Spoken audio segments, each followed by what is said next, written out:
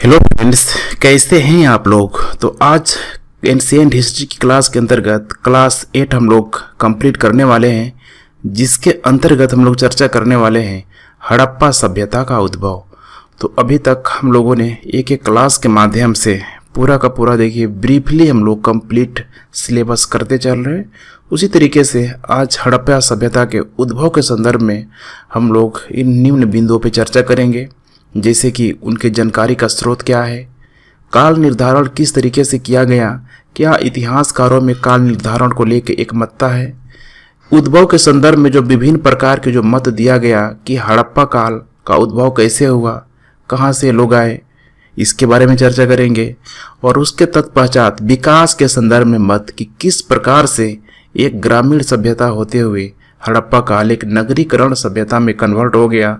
पूरा का पूरा एक क्रमिक परिवर्तन के रूप में हम लोग यहाँ पे देखने का प्रयास करेंगे। तो यहाँ पे आप देख सकते हैं विभिन्न चरण के रूप में जो सबसे अधिक इन्हीं सारे डेट को लेके इतिहासकारों में जो एक मत्ता की स्थिति मौजूद है, जैसे कि पूर्व हड़प्पा काल, उसके बाद प्रारंभिक हड़प्पा काल आया, परिपक्व हड़प्पा काल आ गया।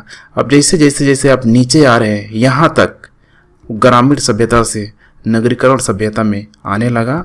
और उसके तत्पश्चात हड़प्पा सभ्यता का 1800 BC के आसपास धीरे धीरे उसका पतन होना शुरू हो गया।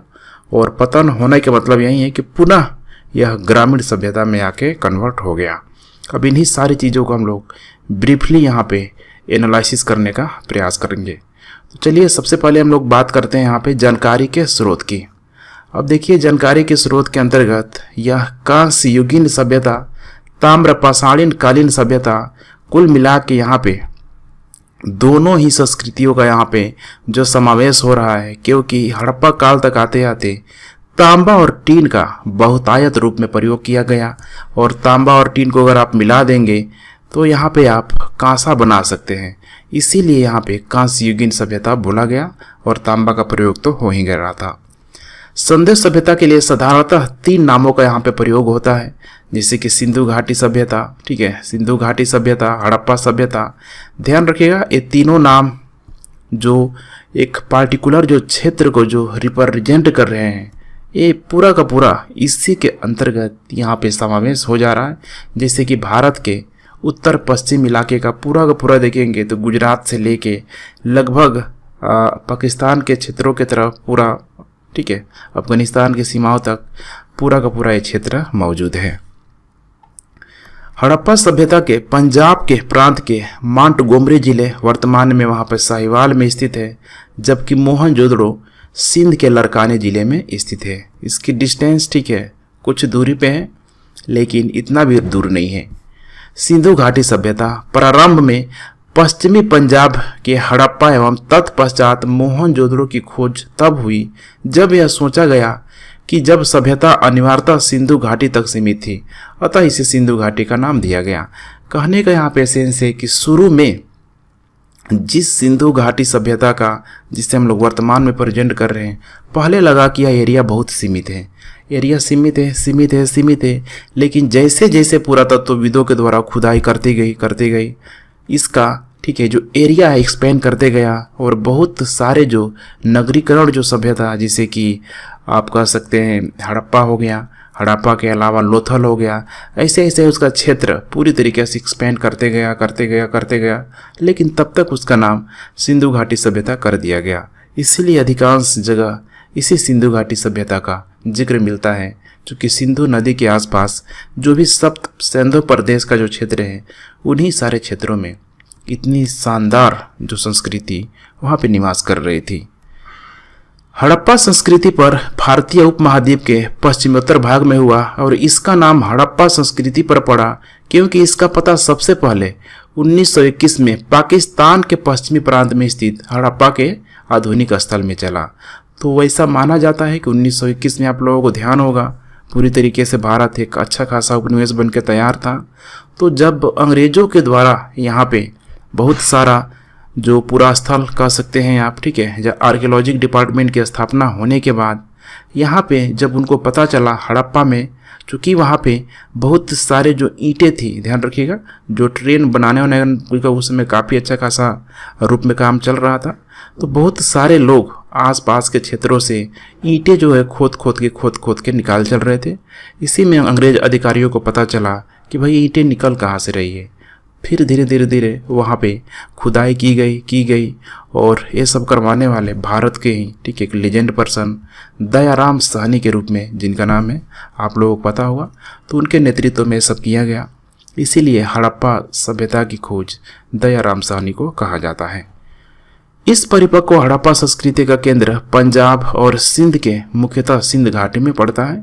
अब इसी के समकालीन, हड़प्पा काल के समकालीन कुछ प्रीलिम्स क्वेश्चन यहाँ पे पूछ जाते हैं, क्योंकि जो भी यहाँ पे देखिए अफ्रीका से मानव सभ्यता का धीरे धीरे विकास हुआ, उसके तत्पश्चात खासकर ये लोग पश्चिमी एशिया, यूरोप, चाइना की तरफ जब गए तो वहाँ पे भी जाके मानव सभ्यता का धीरे धीरे विकास होने लगा। जैसे कि ह्वांगहो नदी के आसपास चीन की सभ्यता का डेवलपमेंट हुआ, सिंधु घाटी भारत में हड़प्पा सभ्यता, दजला फरात मेसोपोटामिया, ठीक है, सुमेरिन, उसी तरीके से नील के आसपास मिस्र की सभ्यता का विकास हुआ। तो बेहद ही शानदार जर्नी है इतिहास की, ध्यान से आप लोग देखते चलिए। हड़प्पा काल का आप जो भी जियोग्राफिकल लोकेशन है आप देख सकते हैं, पूरा का पूरा ये सप्त सिंधु नदियों वाला जो प्रदेश माना गया है, देखिए बहुत ही उपजाऊ क्षेत्र था और कृषि से युक्त परिपूर्ण था। खोज वर्ष यहाँ पे 1921 में भारतीय पुरातत्व सर्वेक्षण विभाग के महानिदेशक सर जॉन मॉर्सल के निर्देशन में राय बहादुर दयाराम साहनी ने किया था। स्टुअर्ट पिगल ने हड़प्पा और मोहनजोदड़ो को एक विस्तृत साम्राज्य की जुड़वा राजधानी कहा। इसका मतलब कि इनकी दूरी बहुत अधिक दूर नहीं थी, इसीलिए इस तरह के क्वेश्चन पूछ लिए जाते हैं। स्टुअर्ट पिग्गी के द्वारा बोला गया। जॉन मार्शल ने सर्वप्रथम इस सभ्यता को सिंधु सभ्यता का नाम दिया। हड़प्पा जो स्थल पाया गया है रावी नदी के बाएं तट पर, ध्यान रखिएगा बहुत ही कॉमन क्वेश्चन है, जनरली एग्जाम में पूछ लिया जाता है, जबकि मोहनजोदड़ो सिंधु नदी के दाहिने तट पे स्थित है। अब तक इस सभ्यता के अवशेष पाकिस्तान के साथ साथ भारत में भी आप देख सकते हैं, जैसे कि पाकिस्तान में स्थित वहाँ का जो पंजाब है, सिंध, बलूचिस्तान, उसी तरीके से भारत में स्थित पंजाब, गुजरात, राजस्थान, हरियाणा, पश्चिमी उत्तर प्रदेश, जम्मू कश्मीर, पश्चिमी महाराष्ट्र के भागों में पाए जा चुके हैं। और अभी भी ठीक है, हो सकता है कि अगर खुदाई चल रही है पुरातत्व विभागों के द्वारा, तो क्या पता कि इसका विस्तार कुछ और राज्यों में मिल जाए। इस सभ्यता का सर्वाधिक जो विस्तार हुआ था पश्चिमी पुरास्थल, जैसे कि सुतकांगडोर से, जो कि वर्तमान में बलूचिस्तान में है, पूर्वी पुरास्थल आलमगीर में, यहाँ पे ध्यान रखिएगा आलमगीरपुर, पश्चिमी उत्तर प्रदेश, उसी तरीके से यहाँ पे मांडा जम्मू कश्मीर उत्तर की तरफ, और दक्षिण में दैमाबाद महाराष्ट्र में। आप नीचे मैप में देख सकते हैं एक पूरा यहाँ पे ठीक है चौकोर के रूप में इस तरीके की संरचना यहाँ पे बनाती है। नीचे आप लोगों को और बेहतरीन तरीके से दिखाई देगा, इधर बलूचिस्तान सुतकांगडोर, यहाँ पे मांडा कश्मीर में, आलमगीर उत्तर प्रदेश में, और नीचे दैमाबाद यहाँ पे ठीक है महाराष्ट्र में। तो आप पूरा का पूरा जो क्षेत्र है आप देख सकते हैं। इसकी आप दूरी देख लीजिए, लगभग पूरब से लेकर पश्चिम तक की दूरी है 1400 किलोमीटर, लेकिन उत्तर से लेकर दक्षिण तक की जो दूरी है 1600 किलोमीटर। तो ध्यान रखिएगा उत्तर और दक्षिण की लंबाई अधिक अभी तक पाई गई है। नेक्स्ट, अब तक कहा जा रहा है कि 350 से अधिक स्थल प्राप्त हो चुके हैं, और ऐसा माना जाता है कि अभी भी और प्राप्त होने की संभावना है। इसका आकार त्रिभुजाकार है तथा वर्तमान में लगभग 13 लाख वर्ग किलोमीटर क्षेत्रफल में मौजूद है, लेकिन ये जो संख्या है बढ़ भी सकती है। प्राप्त साक्ष्यों से पता चला था ठीक है यहाँ पे लगभग 4 प्रजाति यहाँ पे मौजूद थी, जैसे कि प्रोटोस्टोलाइट, भूमध्य सागरीय, अल्पाइन, मंगोलाइन, ये सारे लोग यहाँ पे आए और मिलजुल कर रहते थे।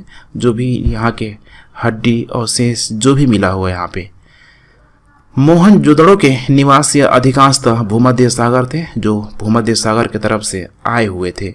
अब देखिए भूमध्य सागर अफ्रीका को अगर आप देख पा रहे हैं ठीक है, इस तरह का जो मैप है एग्जैक्ट नहीं है, तो इधर आप अफ्रीका के जो पूर्वी तट से जो भी मानव सभ्यता का धीरे धीरे जो वानर जो है ठीक है आदि मानव के रूप में बाहर निकले, यहीं से आके कुछ लोग इधर एशिया की तरफ आ गए, कुछ लोग इधर यूरोप की तरफ चले गए। ठीक है, यहीं से प्रक्रिया शुरू हो गई। यहाँ पे इजिप्ट आ गया, बीच में मेसोपोटामिया आ गया, इधर हड़प्पा सिविलाइजेशन, ऊपर आपका, ठीक है, ऊपर आप देख रहे हैं, ऊपर आपका, ठीक है, चीन आ गया वांगो रिवर की तरफ।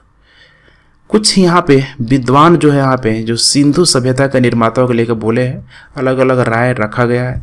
इसमें कुछ कॉमन नाम है, लक्ष्मण स्वरूप रामचंद्र। इन्होंने बोला कि ये लोग आर्य थे, आर्यों के द्वारा ये किया गया। गार्डन चाइल्ड के द्वारा बोला कि ये सुमेरियन थे। रखाल दास बनर्जी के द्वारा बोला गया ये द्रविड़ थे। व्हीलर के द्वारा बोला गया ये दस्यु और दा थे।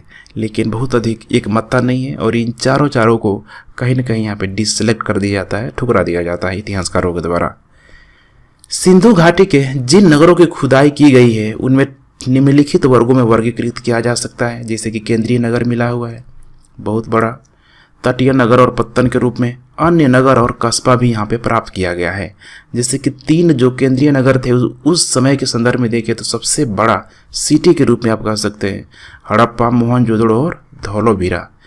उसी तरीके से हड़प्पा की टीले या ध्वंस अवशेषों के विषय में सर्वप्रथम जानकारी 1826 में चार्ल्स मेसन ने दी थी।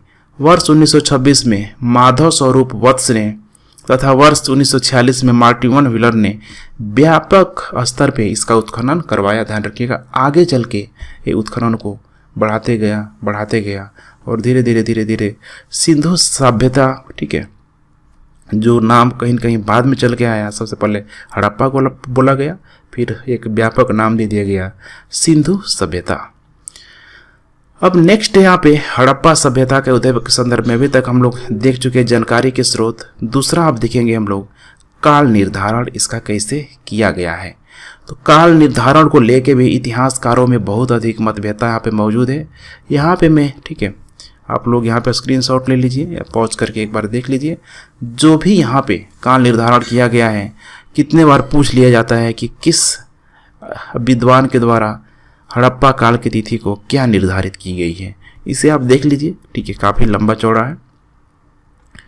अब यहाँ पे कुछ स्रोतों की बात करते हैं कि हड़प्पा कालीन जगहों के बारे में, ठीक है, स्रोत की क्या भूमिका रही है। तो सीमित मात्रा में ध्यान रखिएगा ऊर्ध्वाधर खुदाई की गई है, हॉरिजॉन्टल नहीं, ऊर्ध्वाधर, क्योंकि ऊर्ध्वाधर खुदाई में मैंने बताया था यहाँ पे कॉस्ट कम लगता है, और जब हॉरिजॉन्टल खुदाई करेंगे तो एक बृहद स्तर पे जब खुदाई करना पड़ता है छोटे छोटे औजारों से, तो वहाँ पे कॉस्ट काफ़ी यहाँ पे अधिक हो जाता है। ठीक है, तो बृहद स्तर बहुत अधिक खुदाई नहीं की गई है, उत्खनन काफ़ी महंगा होता है, श्रम लागत काफ़ी अधिक होती है, और मशीन से हम लोग कह नहीं सकते हैं, कर नहीं सकते हैं। मैंने ऑलरेडी इसको पुरातात्विक स्रोतों में बताया हुआ था कि क्यों नहीं कर सकते हैं। वस्तु अधिकांश मोहर, मृदभांड, ठीक है, मन के, ध्यान रखिएगा मन के, और ईंट वगैरह सब यहाँ पे पाए गए हैं, जिससे कि जो भी इतने लंबे समय तक ज़मीन के नीचे जो दबे हुए थे, अब हो सकता है कि इसमें कुछ परिवर्तन भी आया हो, लेकिन इतना ही परिवर्तन नहीं आया है जिससे कि इतिहासकारों को इसको पता लगाने में बहुत दिक्कत हो। उसी तरीके से यहाँ पे साहित्यिक स्रोत भी उपलब्ध है, लेकिन समस्या यही है कि इसको आदि ऐतिहासिक में रखा गया है। तो लिखित साक्ष्य उपलब्ध है, लेकिन उस लिखित साक्ष्य को मैंने बताया था आप लोगों को पढ़ा नहीं गया है। यहाँ भी वही हाल है, लिखित साक्ष्य के रूप में यहाँ जो भी चीज़ें मौजूद है, लेख, अभिलेख, साहित्य ग्रंथ, अभी तक उसे पढ़ा नहीं जा सकता है। इसमें अधिकतर यू अक्षर, मछली के ज़्यादा चित्र मिले हैं। लिखने के तरीके पर विवाद है, कोई बोलता है कि बाएं से दाएं है, इसको ब्रुस्टो फेडन शैली बोलते हैं, दाएं से बाएं ब्रुस्टो फेडन शैली। तो जनरली हम जो लिखते हैं, देखिए बाएं से दाएं लिखते हैं, लेकिन अधिकतर इतिहासकारों में मत है कि ये लोग दाएं से बाएं की तरफ लिखते थे। तो अब ये शैली आप देख सकते हैं, ब्रुस्टो फेडन शैली। रेडियो कार्बन की भूमिका को हम लोग इग्नोर नहीं कर सकते हैं। कार्बन 14 पद्धति, जिससे नवीन विश्लेषण पद्धतियों के द्वारा हड़प्पा सभ्यता की तिथि 2500 ईसा पूर्व से लेकर 1700 ईसा पूर्व मानी गई है, जो कि सर्वाधिक मान्य है। इस टाइम प्लान को हमेशा ध्यान रखिएगा। लगभग 2300 ईसा पूर्व से लेकर 2000 ईसा पूर्व तक यह सभ्यता अपने विकास की पराकाष्ठा पर पहुंच चुकी थी, अर्थात नगर वगैरह काफ़ी यहाँ पे बनने लगे। यह सभ्यता मेसोपोटामिया तथा मिस्र की सभ्यताओं के समकालीन थे, और हम लोग देखेंगे आगे कि इनका व्यापार भी अच्छा खासा वहाँ से होता था। अब नेक्स्ट हम लोग बात करेंगे यहाँ पे उद्भव के संदर्भ में विभिन्न प्रकार के मत यहाँ पे क्या क्या दिया गया है। इसमें भी काफ़ी कंट्रोवर्सी है। 6 का 6 में आप लोगों को जो भी यहाँ पे कंट्रोवर्सी है मैं आप लोगों को बताने की कोशिश करूँगा। उसके तत्पश्चात हम लोग निष्कर्ष के रूप में सबका बेहतरीन तरीके से एनालिसिस करने का प्रयास करेंगे। पहला है यहाँ पे कुछ विद्वानों के द्वारा बोला गया कि हो ना हो ये मेसोपोटामिया की देन है, जो ईरान की तरफ एक बहुत बड़ा ईरान हो गया, ठीक है, अरब हो गया, यहाँ पे मेसोपोटामिया जो एक तरीके से सभ्यता जो बना हुआ था शुरुआती तौर पे, इसको लेके गार्डन चाइल्ड, मार्टिमा व्हीलर और क्रेमर के द्वारा कुछ इसके फेवर में, ठीक है, पक्ष में तर्क प्रस्तुत किया गया कि दोनों शहरी सभ्यता थी। फिर बोला गया कि हड़प्पा के चबूतरे और मेसोपोटामिया की जिगरेट एक ही तरह के राजतंत्र से प्रेरित थे। तीसरा बोला गया गृह निर्माण में पक्की ईंटें एवं सहतीरों का प्रयोग किया गया। चौथा बोला अनागार में समानता, ठीक है, लकड़ी का यहाँ पे जो प्रयोग किया गया, इससे प्रूव होता है कि हो ना हो मेसोपोटामिया ही हड़प्पा काल के जनक थे। लेकिन हमें विपक्ष में तर्क यहाँ पे देना है। बहुत सारे आर्गुमेंट हम लोगों के पास भी है, जैसे कि कहा जा रहा है कि मंदिर को लेके यहाँ पे क्या बोला गया कि मेसोपोटामिया में मंदिरों में पुजारियों की यहाँ पे अहम भूमिका थी, लेकिन हड़प्पा काल में ऐसा कुछ नहीं था। लिपि को लेके यहाँ पे कहा जा रहा है कि बहुत अधिक लिपि को लेके यहाँ पे भिन्नता मौजूद थी, क्योंकि सिंधी सभ्यता का लिपि भाव चित्रात्मक, जबकि मेसोपोटामिया की लिपि कील नुमा है, कील की आकृति का। तीसरा चीज बोला गया आलीशान कब्रों के लेके, आलीशान कब्र, इसके अंतर्गत यहाँ पे बताने की कोशिश की गई कि मेसोपोटामिया में आलीशान कब्रों का अस्तित्व बहुत अधिक पाया गया है, जबकि सिंधु सभ्यता में इसका पूर्णतः अभाव दिखाई देता है। उसके अलावा यहाँ पे बात की जा रही है मेसोपोटामिया के नगर नियम को लेके, ठीक है, अनियमितता, ठीक है, किसको लेके, मेसोपोटामिया के जो नगर थे मेसोपोटामिया, ठीक है।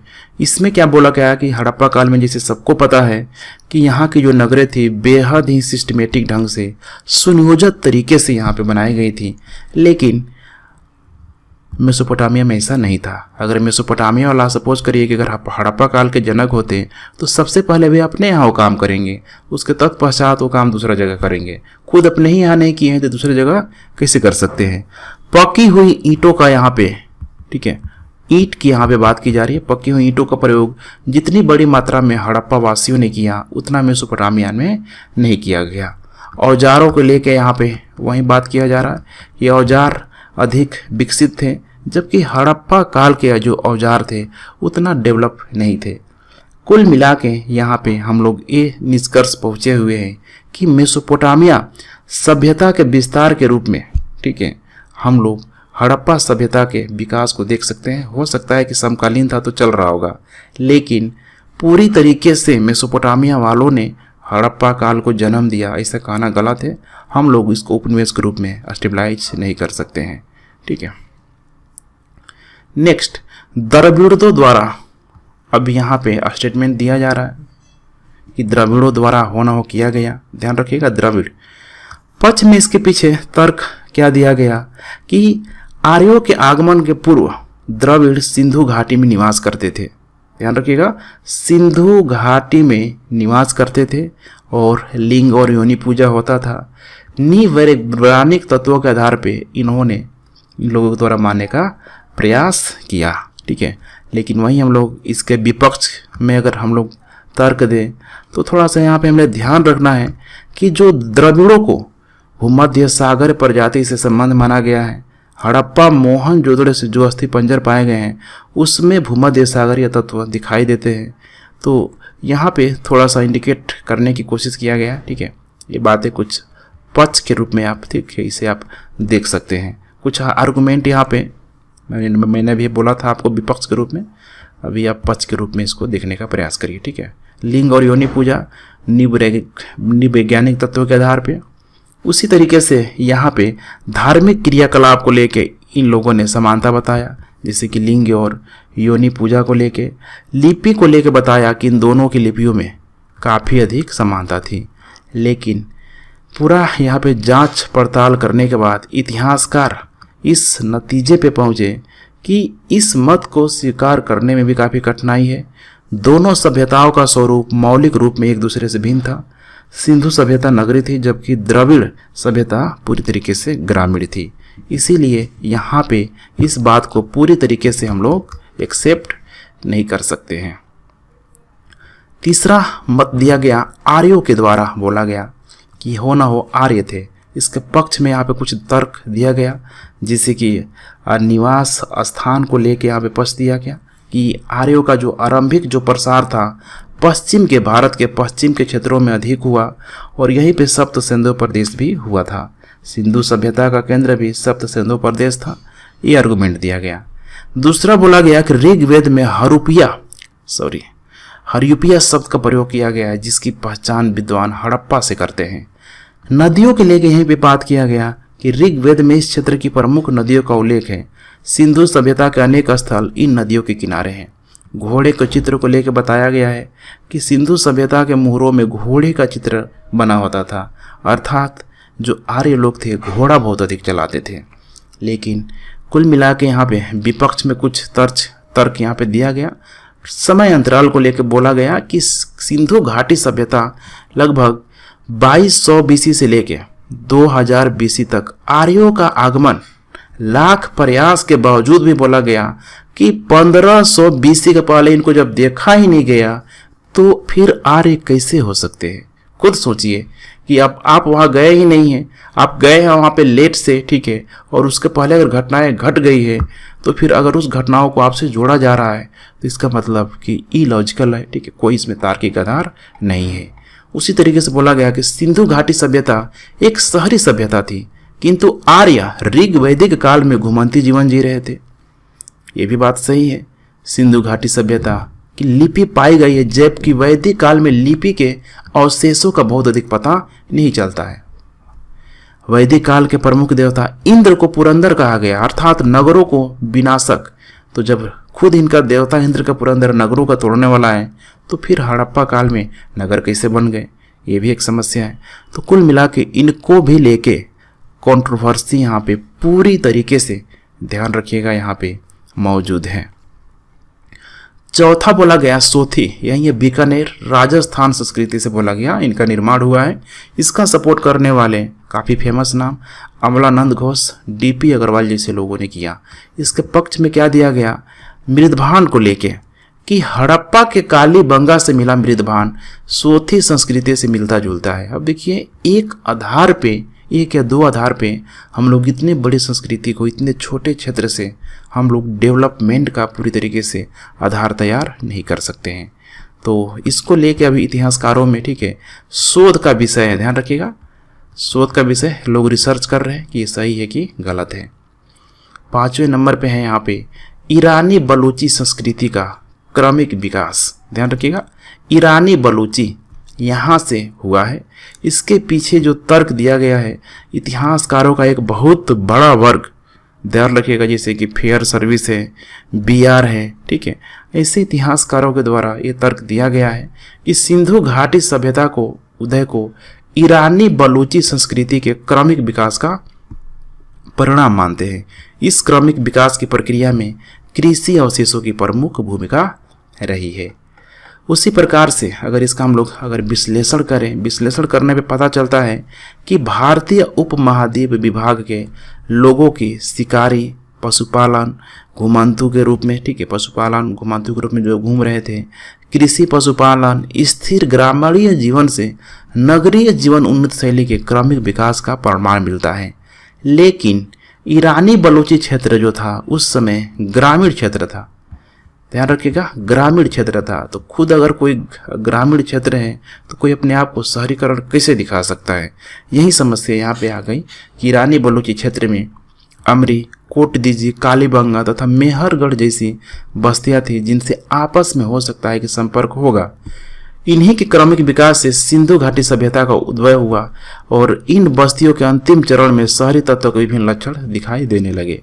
तो कुछ हद तक यहाँ पे बताने का प्रयास किया गया कि ग्रामीण सभ्यता ही धीरे धीरे पूरी तरीके से नगरीकरण सभ्यता में कन्वर्ट होती गई। लेकिन यहाँ पे आगे चल के एक चौथा आएगा विकास के संदर्भ में जो इसके मत दिया गया, यही है यहाँ पे क्रमिक विकास का सिद्धांत।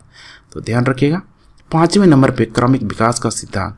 अब देखिए किसी भी प्रक्रिया को आप अगर बहुत अधिक साक्ष्यों का अगर अभाव है, इतिहासकारों में विवादास्पद की स्थिति उत्पन्न हो रही है, तो हमेशा यह आप देखने का प्रयास करें एक क्रमिक प्रक्रिया के रूप में कि क्या हुआ होगा।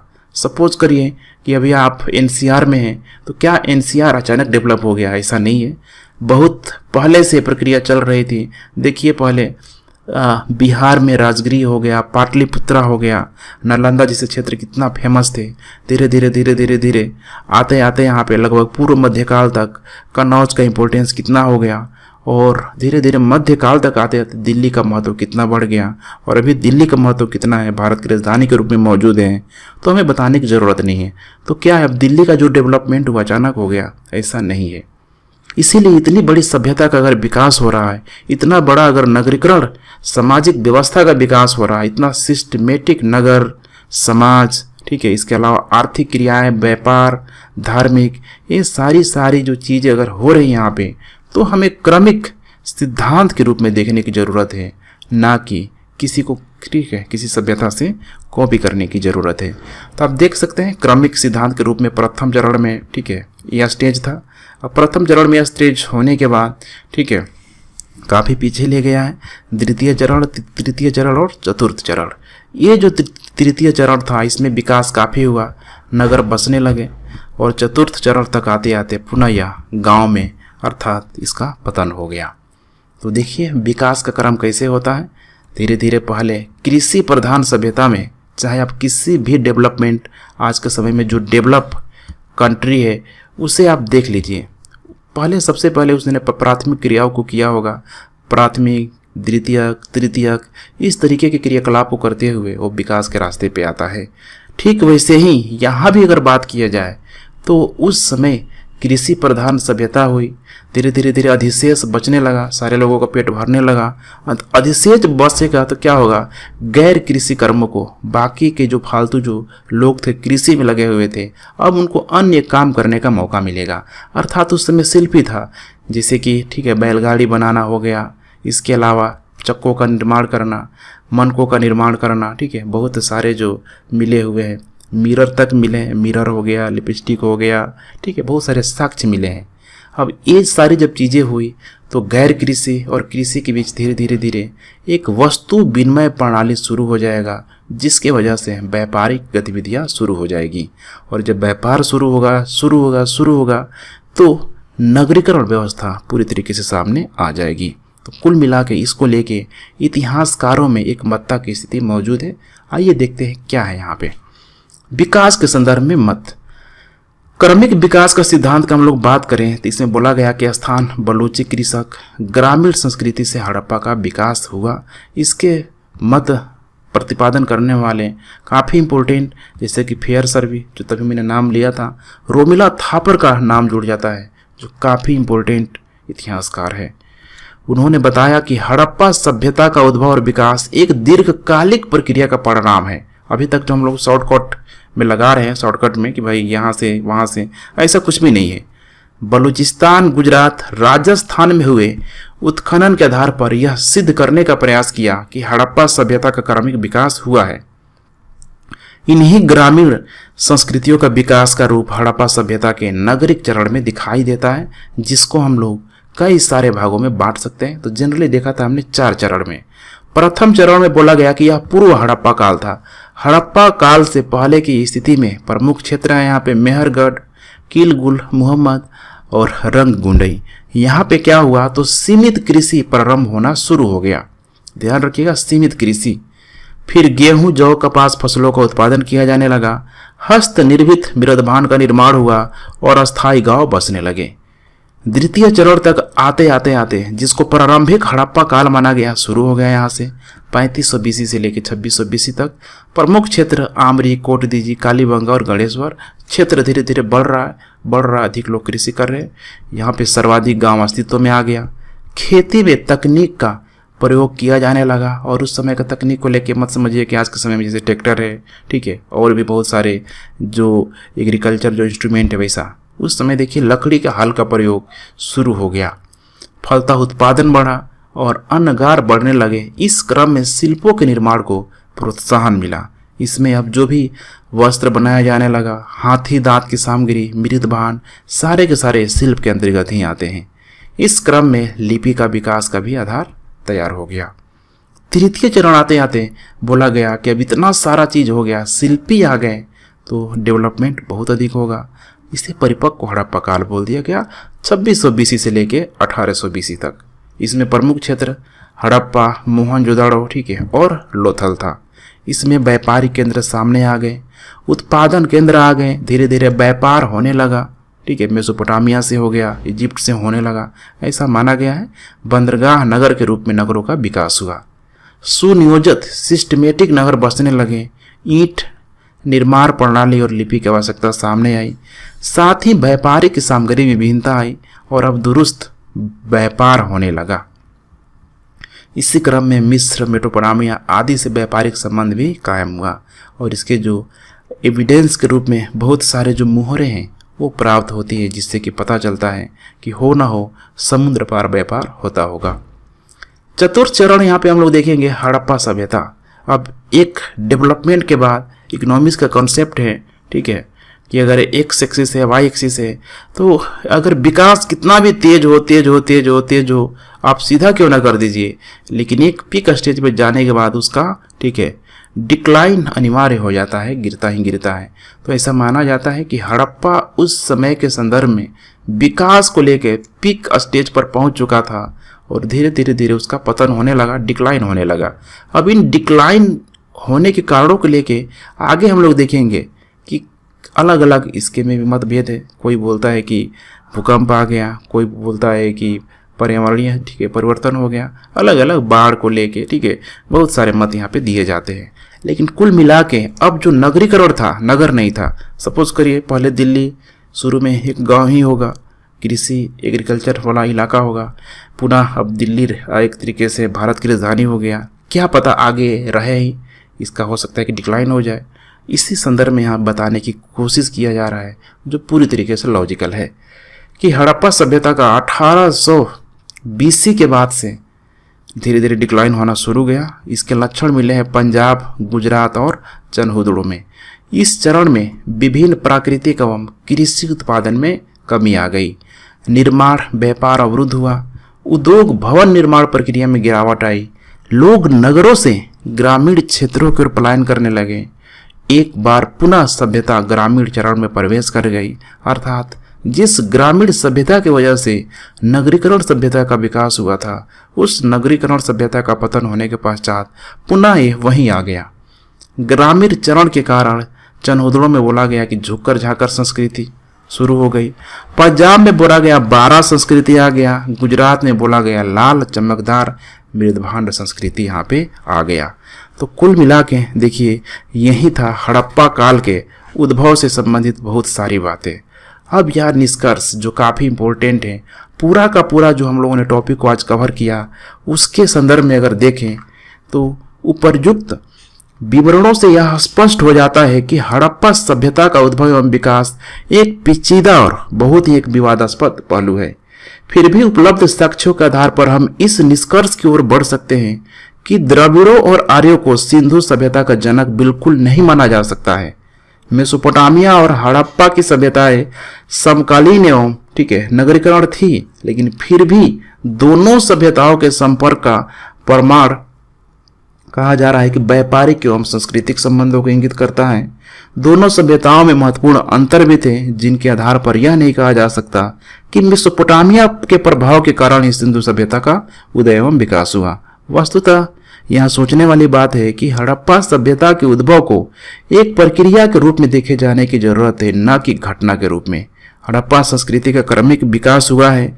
यह अचानक शहरी प्रभाव के कारण प्रकट नहीं हुआ, बल्कि उस समय अपने आसपास के भौगोलिक परिस्थितियों के कारण कृषि व्यवस्था से लेके नगरीकरण व्यवस्था तक की जो प्रक्रिया है, धीरे धीरे धीरे धीरे धीरे इसके उदय को मार्ग को प्रशस्त किया।